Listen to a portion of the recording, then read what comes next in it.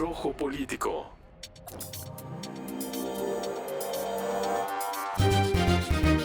Les saluda Mauricio Cantú, su servidor. Rojo Político, el podcast.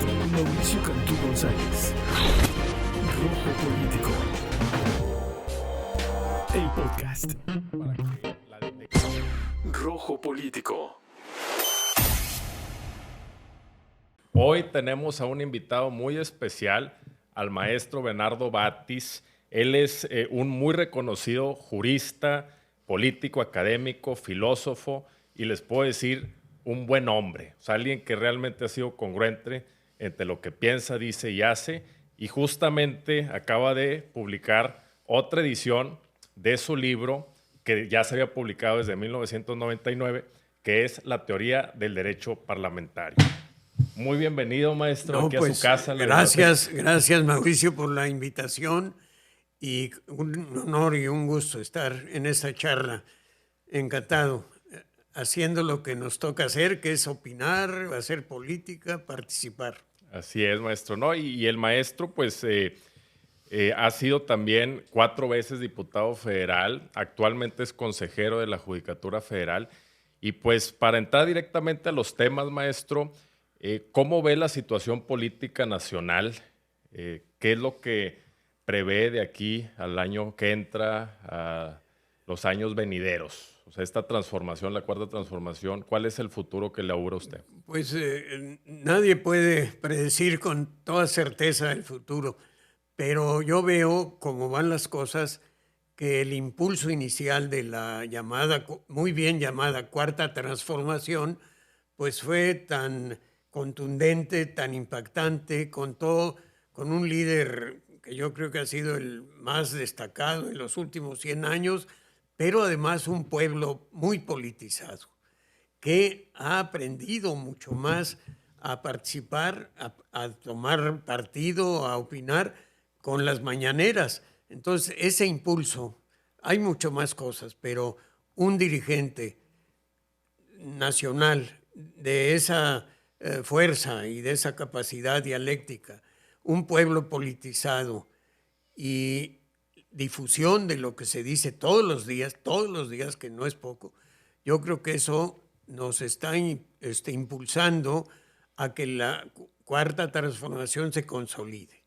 Y una candidata mujer, pues qué mejor, ¿no? Estamos en época de cambios, es tiempo en que las mujeres, no nada más en las ideas y en el papel, sino que en la práctica asuman las riendas. ¿Sí? Es tiempo de mujeres, definitivamente. Y algo que usted tocó, maestro, muy importante respecto a la politización de la ciudadanía, del pueblo de México, que el presidente ha sido de sus grandes logros, de que ya no importa si alguien es arquitecto, ingeniero, obrero, campesino, se asume como ciudadano del Estado mexicano, inclusive asume las responsabilidades del artículo 31 y 36 de nuestra Constitución, porque aparte de derechos tenemos obligaciones y ven las mañaneras, se informan de los temas. Y eso no había sucedido en otras épocas. No, claro que no. Mientras la política era de unos cuantos. Aún la de la oposición, pues llegaba a muy pocos ciudadanos. Había distintos niveles de oposición. La más importante en mi tiempo, dice que he sido 4 veces diputado, es que he sido ser humano hace demasiadas décadas, por eso me ha dado tiempo de tanto. En los inicios de mi vida política, el Partido de Acción Nacional era la oposición, yo diría, de derecha en un principio, luego de una doctrina social cristiana en una época intermedia, que es en donde yo me acerco más, pero su fin no era ganar, que era imposible ganarle a la aplanadora del PRI, era formar ciudadanía. Contribuyó entonces, luego se desvió y lo que sea, pero yo creo que es ese primer impulso que viene de esas corrientes social cristianas, y luego la presencia de un político de la talla de López Obrador, que tiene una ética que escribe sus libros, lleva no sé cuántos, ya casi 20 libros, donde sus ideas quedan expuestas. Quedan plasmadas. Y están ahí, su proyecto, el que quiera puede consultarlo. Y el pueblo politizado, pues se logra. No solo las dos cosas, pueblo y dirigente, líder, sino también un proyecto de nación. Uno de sus libros se llama Proyecto de Nación, donde plantea, vamos a hacer un Estado, una organización política que sirva al pueblo. Y cuando dice, por el bien de todos, primero los pobres, está diciendo una gran verdad. No dice, vamos a hacer un lado a las clases medias o a los ricos, ni mucho menos. Las clases medias han participado muchísimo con él. Dice, primero los pobres, a todos, pero vamos a hacer justicia social. Exacto, y es ahí donde también hace poquito vimos los reportes de los indicadores económicos, que son muy buenos en este gobierno, inclusive el decreto que acaba de sacar el presidente en incentivos fiscales para los exportadores, para empresarios. Es decir, esas mentiras que han repetido en la oposición de que el presidente está en contra de la clase media, de los empresarios, es falso. O sea, el presidente con hechos ha demostrado que gobierna para todos. Envió a los 2 aviones del ejército, el 737, el Boeing, para traer a la gente que estaba en Israel, y siguen en el puente aéreo trayendo gente. Ya van más de 4 vuelos. Y esto demuestra pues su humanismo, su gran corazón y su gobierno de todos. No solamente, es primero los pobres, efectivamente, pero no, que no se vayan con la finta, especialmente aquí en el estado de Nuevo León, que muchos desinforman, dicen que el presidente está en contra de la clase media y del empresariado. Para nada que está en contra, y ahí lo demuestran los hechos. Sí, eso es muy cierto. Yo mismo he considerado que uno de los pendientes, digamos, uno de los que le debemos todavía a los que estamos en la 4 Transformación, es impulsar más también una economía solidaria, porque ahora en este gobierno de la 4T ha habido muy buena relación con la empresa. Hay consejeros, empresarios que están cercanos al presidente, y lo que dices tú, Mauricio, es muy cierto. No ha puesto ningún obstáculo. Combate la corrupción, los negocios legítimos, las inversiones, el trabajo organizado, el emprendimiento, como se le llama, lo impulsa. Yo creo que ahí también tiene que dar este gobierno que está terminando o el que viene también un paso hacia las sociedades cooperativas. También, sin no combatir a las sociedades de empresa por acciones, no combatirlas, son legítimas, están reguladas por la ley, pero también nuestra misma Constitución lo dice, los 3 sectores de la economía hay que impulsarlos y el Estado debe impulsarlos. Economía, un sector público de la economía, petróleo, electricidad, quizá algún tipo de comunicaciones, un sector privado sólido, protegido y no corrupto, esa es la clave. Y el sector social que está considerado y al que hay que impulsar. Justamente. Hay empresas solidarias que ahí van sobreviviendo, como la Pascual, que compite con las grandes empresas por acciones y capital internacional. Por ahí también creo que el siguiente paso, el otro piso, como dice Claudia Sheinbaum, debe ser impulsar la economía solidaria. Así lo va a hacer la próxima presidenta. Yo estoy convencido que va a ser la doctora Claudia Sheinbaum, nuestra primera mujer presidenta, y que a nosotros, maestro, que nos apasiona la historia, no solamente en 202 años de historia nacional hemos tenido puros hombres líderes políticos, en 300 años de virreinato puros virreyes hombres, y también hay que decirlo, con los mexicas, también tlatoanis hombres. También. Se va a hacer la primera vez en esta tierra mexicana. Bueno, pues estar siempre la mujer un paso atrás del hombre, aunque algunas fueron muy poderosas en la historia, pero la verdad es que el gobierno, la milicia, la universidad, la ciencia, todo era para hombres. Así es. La gran revolución de nuestro tiempo es la igualdad entre los géneros, femenino y masculino. Yo creo que eso es fundamental, es un gran paso adelante. Somos distintos, afortunadamente, pero también somos iguales en derechos y debemos ser iguales en oportunidades y en posibilidades de desarrollo, de desenvolvimiento, de crecimiento, ¿no? Así es. Y le quería preguntar, maestro, porque usted pues, ha estado colaborando por la democracia en México por pues, más de medio siglo. Usted nace en 1936 en la Ciudad de México, pero ha recorrido el país, ha hecho una labor buena. Estuvo en el gobierno de Andrés Manuel López Obrador, en la jefatura de gobierno. Hicieron... pues, la Procuraduría de Justicia estuve. Así es. Y pues construyeron muchas instituciones y cuestiones que ayudaron a millones. Le voy a preguntar algo en el lado personal. Usted cuando estuvo en la Procuraduría, en el gobierno de la Ciudad de México con Andrés Manuel López Obrador, ¿visualizó que esto iba a pasar, que iba este movimiento liderado por Andrés Manuel llegar a la presidencia y extrapolar todo lo que hicieron de bien en la Ciudad de México hacia todo el país? Pues yo nunca perdí las esperanzas de que cambiara el sistema y con un dirigente de las posibilidades y de la tenacidad de López Obrador, siempre vi que era posible. No era fácil, no iba a ser fácil vencer a un sistema de tantos años, tan poderoso, tan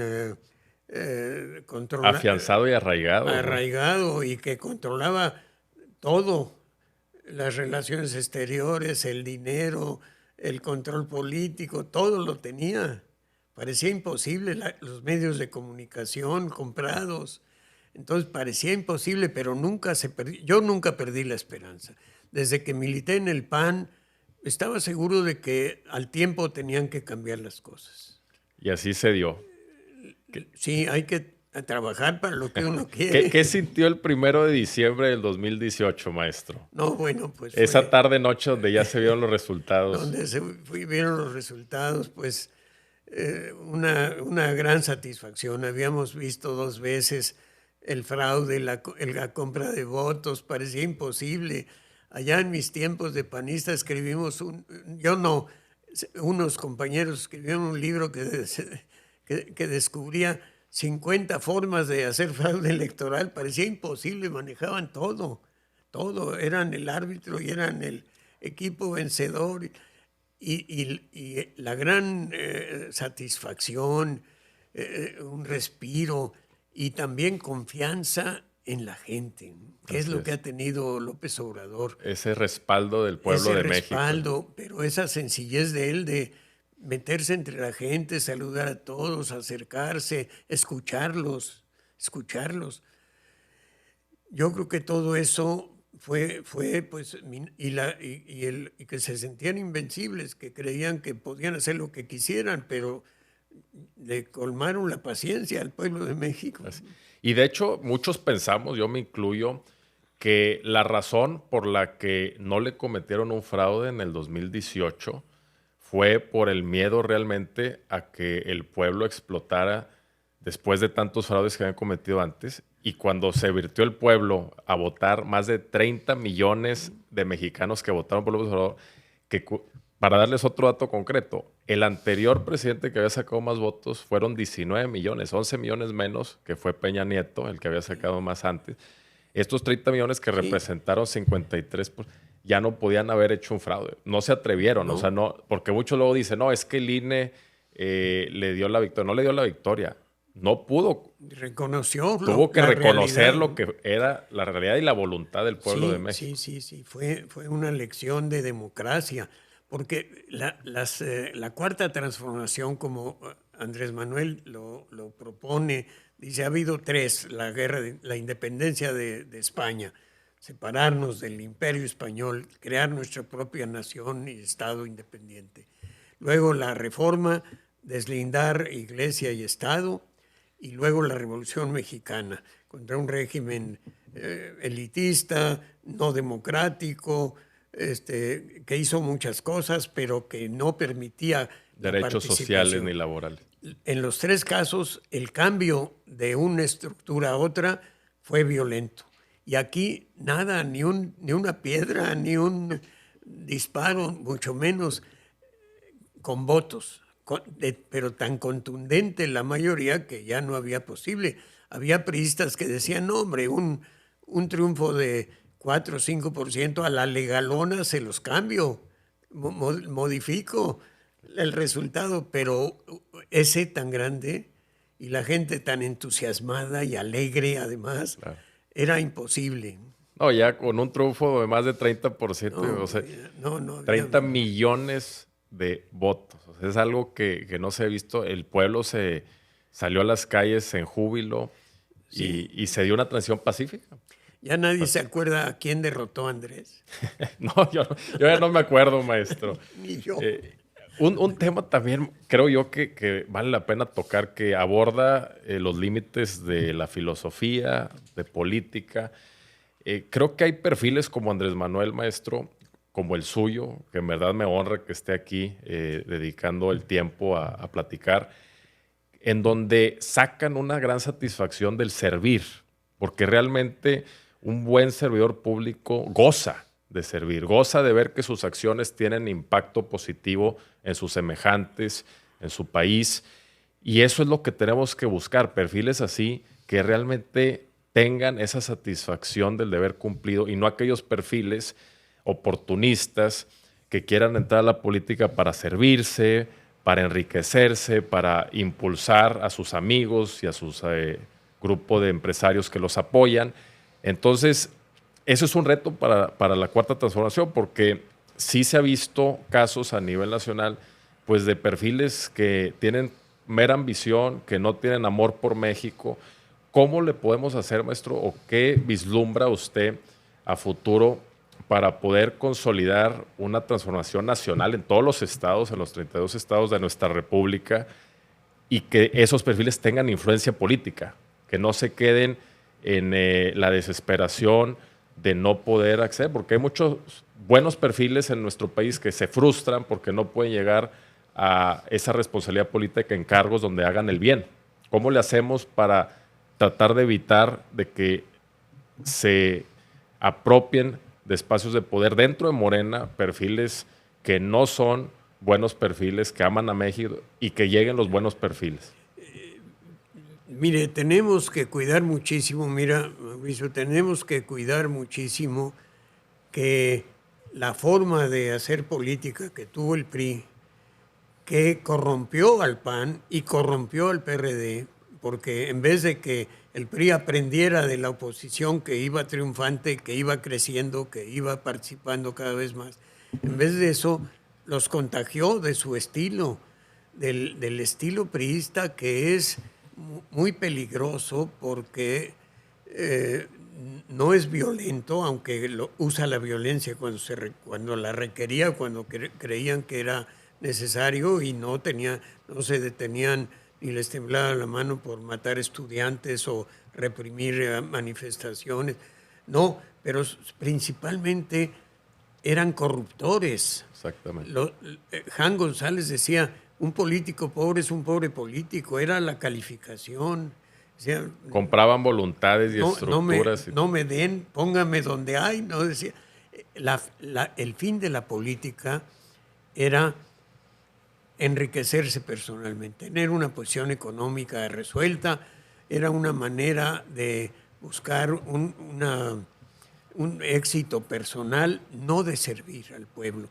Yo creo que la cuarta transformación, en su momento otros partidos, cuando menos en teoría, buscaban el servicio, el convencimiento, la ética política. La política no es para servirse, sino para servir. Eso lo dice López Obrador cada vez en la forma más resumida posible. No mentir, no robar, no traicionar al pueblo.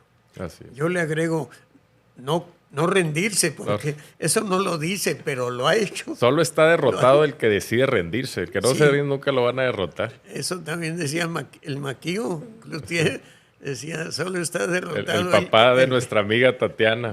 al papá de Tatiana, excelente también, Gran mujer. mexicana y militante ahora. No, pues esa base ética que contagió, que ya tenía el pueblo, porque hemos dicho hace mucho, y Andrés lo dice también, que hay una gran reserva moral en el pueblo mexicano. Su formación, su educación familiar, social, las raíces prehispánicas sólidas de solidaridad humana. Las comunidades indígenas son muy solidarias, de cuidado de la naturaleza, las nuevas virtudes que llegan con la conquista, también con muchos atropellos y fallas, pero también con una ética muy sólida. Todo eso había creado una base que no trascendía a la política siempre, aunque a veces sí. Y ahora se desborda y se gana un gobierno pacíficamente, vuelvo a repetir eso, pero con principios, con principios. Así es. Hay que cuidar que no se nos cuelen por ahí los intereses personales. Digo, cuando veo esos morenistas que se dan unos abrazos con palmadas, ¿cómo me acuerdo de los priistas? Era una forma de mostrar su solidaridad, de hacer mucho ruido al encontrarse con otro compañero y a veces cómplice. Digo, cuidemos hasta esa forma. Exacto. Y que no venga la ambición personal. No, y se ve en los hábitos, maestro. O sea, y lo tengo que decir, para no generar polémica, no voy a mencionar nombres, pero alguien con buenos hábitos, que lee, que se duerme temprano, que se levanta temprano, como lo hace el presidente y pone el ejemplo, que le gusta las cuestiones sustanciales, que le gusta inclusive hasta la naturaleza, el hacer actividades. Claro. Refleja una esencia buena. Cuando ve alguien que se emborracha constantemente, que hace acuerdos en los restaurantes, tomando con otros políticos, que se duerme a las 3, 4 de la mañana en fiestas, así el gobierno de Peña Nieto y su gobierno, se dormían 2, 3 de la mañana y empezaban a operar después de las 10 de la mañana. Entonces, ¿cómo le hacemos también? Ese es el reto, yo creo que todos tenemos que aportar, la gente buena que estamos en este movimiento, para poder impulsar a los perfiles éticos que tengan que aportar a nuestro país, que realmente hagan política distinta, que no copien esas maneras de hacer política donde hay ejemplos de gente que llegaba y decía, no, pues yo tengo 2,000 personas. Pues, ¿cómo que tienes 2,000 personas? Ni que fueran tuyas. Se entiende. Y que Fidel Velázquez y los líderes de electricistas se consideraban dueños de la gente. Y no servidores de ellos. La ponían al servicio y su trabajo político la vendían al mejor postor. Los dirigentes antiguos de los maestros, pues Esther Gordillo es una de ellas, pero no solo ella. Los anteriores, que eran el ejército para cambiar unas elecciones y amontonar votos falsos. Era sentirse dueño de la gente. Yo tengo mucha confianza, Mauricio, porque veo que hay otra generación que sigue a la mía. Me dio mucho gusto al leer las listas de candidatos a gobernadores y gobernadoras de las entidades que van a participar, en que ya no conozco a todos, conozco unos cuantos. ¿Qué quiere decir esto? Que hay una segunda generación. Un relevo generacional. Un relevo generacional, lo he visto. Las primeras reuniones, mítines o reuniones de discusión o de formación que había después del primer fraude de 2006 todavía eran, yo le decía al ahora presidente y entonces dirigente todavía del movimiento, decía, oye, pero veo a los mismos viejitos que ya vamos en camino. Pero que tiene mucho que aportar todavía. Pero poco a poco, el deseo de un cambio, el hartazgo de la burla, de la corrupción, del enriquecimiento desbordado. Yo decía, los primeros malos priistas de aquellos años, de los años 60 o 50, se conformaban tener una casa en México, en Las Lomas, y otra en Acapulco. Ahora, que ya después, al final, querían En Miami, en Nueva York, en Miami, en todos un lados. castillo en En Italia. Italia o en Marsella. Y eso era. Fue también el hartazgo y la reserva moral del pueblo, que ahí no se movió. Y el presidente, algo que le queda clarísimo, es que él es el primer mandatario. Si vamos al concepto, el mandatario sirve al mandante. ¿Y quién es el mandante? El pueblo de México. Eso creo yo que es de los pocos, y obviamente en la historia de nuestro país, don Lázaro Cárdenas del 34 al 40, que de hecho usted nació en el sexenio de don Lázaro Cárdenas. Sí, soy contemporáneo de muchos cambios y de obras importantes de Cárdenas. Pero sí fue algo que vimos que Andrés Manuel López Obrador le quedó muy claro que él está para servir al pueblo, no viceversa. Como muchos, la peor descomposición que al menos me tocó a mí vivir, pues fue el gobierno de Peña Nieto, con la frivolidad y superficialidad rampante, en donde se sentían ellos, los dueños, ellos sentían que eran el mandante, no el mandatario. Él decía, yo aquí estoy para que me sirvan. Y eso pues vino a cambiar con Andrés Manuel, y vamos a buscar que continúe, porque obviamente pues está la frase es que fundamental. Roma no se construyó en un día. Se necesitan muchas acciones para construir una patria que realmente esté a la altura de su gente. Ya vamos a llegar pronto a 128 millones de mexicanas y mexicanos. Tenemos una posición, una oportunidad de oro privilegiada que ya la quisiera Japón, Alemania, Suecia. Tenemos 11,000 kilómetros de litoral a los 2 océanos con más tráfico comercial. Tenemos 3,000 kilómetros de frontera con el país económicamente más activo. Tenemos recursos energéticos, convencionales y no convencionales. Tenemos recursos naturales. Tenemos la posición geopolítica favorable.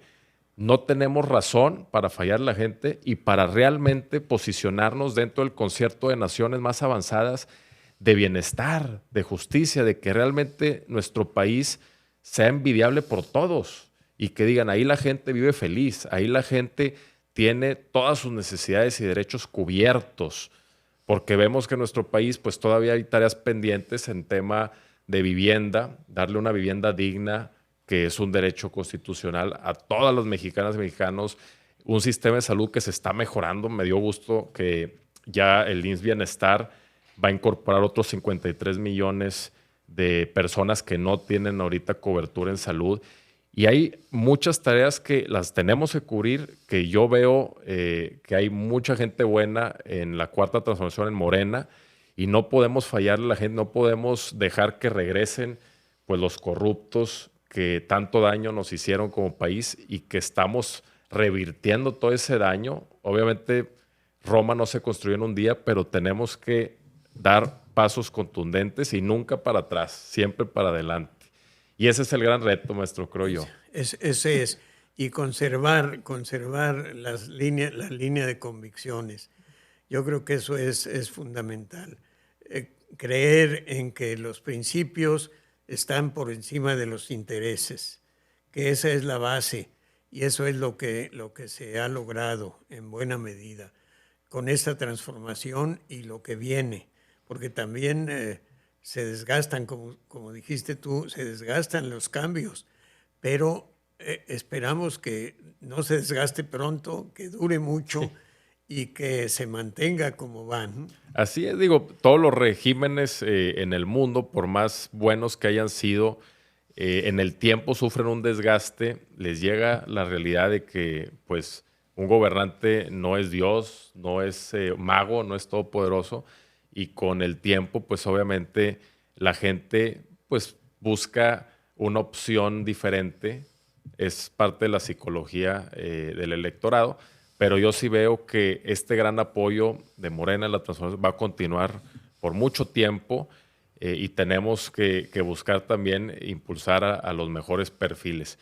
Me gustaría, antes de que termináramos, maestro, mucha gente que lo admiramos, que hemos seguido pues su trayectoria, lo que ha hecho, su congruencia en su vida. Y en una parte más íntima, creo yo que a muchos nos interesaría saber pues de su día a día, cuáles son sus fuentes de satisfacción, de gozo personal, desde que amanece hasta que oscurece. ¿Qué es lo que usted, y puede obviamente hablar del ámbito muy personal suyo, que sé que es un lector ávido, así como profesor, consejero de la judicatura, pero ¿de dónde saca ese gozo en su día a día, maestro? Bueno, yo mi formación fue católica, mantengo la fe, no la revuelvo con la política, mantengo la distancia, pero ahí encuentro un fundamento de acción. Y pienso siempre que en un país distinto no hubiera yo sido político, donde las cosas hubieran estado bien desde el principio, pues yo me hubiera dedicado a la vida académica, a escribir, que me gusta mucho, a los libros, a escribir, a pensar, a viajar. Yo fui del Club Excursionista Universitario, subí las montañas de alrededor del Valle de México. Qué bonito es. Me hubiera dedicado a muchas cosas, pero vi la responsabilidad de hacer política y la hice con esas bases católicas, pero también mexicanas. Humanista. El estilo, como el Papa Francisco está diciendo, y sus cercanos, pensadores cercanos a él, están diciendo, América Latina está mostrando una forma nueva de hacer las cosas. Yo estoy seguro, México está mostrando una forma nueva. Nuestro presidente es líder. Tenemos un liderazgo regional e internacional. Reconocimiento internacional, sin duda, y un liderazgo latinoamericano. Entonces, ¿qué hubiera sido yo? Pues a lo mejor otra cosa, gustoso de estar escribiendo y leyendo y viajando. El senderismo y montañismo. Con unos buenos libros en la mano. Pues caminar, trepar y escalar roca, que alguna vez lo hice, que eran mis deporte juvenil, donde no compites con nadie más que hacer un esfuerzo. Eso hubiera sido, y la lectura, leer, pensar, escribir, enseñar a los jóvenes, pero pues sentí un deber político y lo he cumplido hasta donde he podido.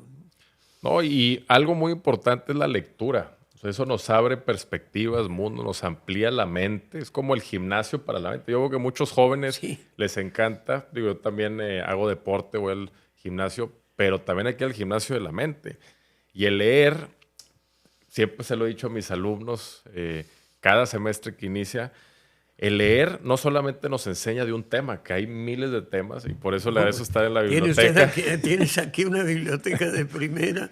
Exacto, tu centro de trabajo es una biblioteca. Sí, ¿no? Y es no solamente ese beneficio de un tema que estamos aprendiendo cuando agarramos un libro, sino también hay un tema neuronal que nos beneficia, que es ver las letras, que no son otra cosa que símbolos que aprendimos en nuestra infancia, el abecedario, y estos símbolos que se juntan en palabras, en oraciones, en párrafos, en los segundos que estamos leyendo se están generando conexiones neuronales, sinapsis, que están fortaleciendo nuestra mente.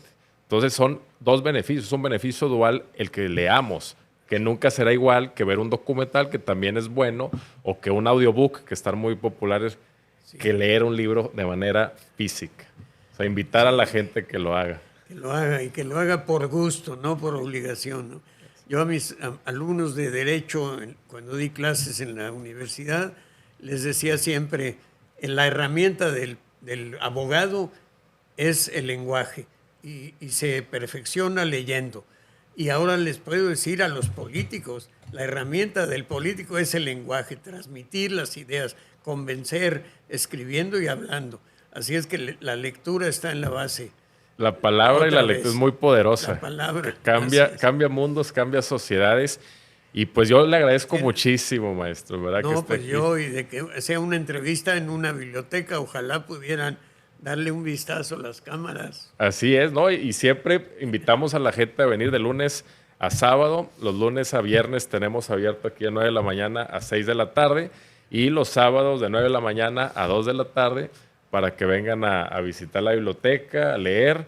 Y yo también quiero invitarlos a leer el libro del maestro Batis, Teoría del Derecho Parlamentario, que dicho sea de paso, es una materia que imparto desde hace 11 años, el derecho parlamentario. Pues, otra coincidencia. Así es, y es una materia muy importante que está en la cátedra de Derecho, en la carrera de Derecho, que es optativa. No se ha incorporado a nivel ya curricular, del plan curricular obligatorio, pero para mi perspectiva yo creo que la suya es neurálgica, es muy importante. Yo creo que es importantísimo. Entender cómo se crean las leyes, cuál es el proceso que lleva el Congreso de la Unión, hasta para los ciudadanos que no sean abogados. Claro, y saber a quién representan los legisladores. Hoy, ayer que presentamos el libro, recordé que los diputados no son representantes ni de su gobernador, ni de su estado, ni de su distrito, de la gente, ni de su gobernador, son representantes de la nación. Y la nación es la gran comunidad de ideas, pensamientos, historia y futuro comunes. Así es, así es. Y que le quede claro a todos nuestros representantes. Que les quede claro que su compromiso es con su conciencia y con la nación. A leer el libro, muy, muy bueno, del maestro Batis. Pues muchas gracias, maestro. Esta es su casa. Espero volver a charlar pronto. Sí, hay otros libros de los que podemos hablar. Así es, así es. Y pues gracias a todos ustedes por darnos lo más valioso que tenemos los seres humanos, que es el tiempo, que es un recurso limitado. Y por favor, no dejen de sintonizar todos los episodios de Rojo Político. Les mando un abrazo. Saludos. Rojo Político.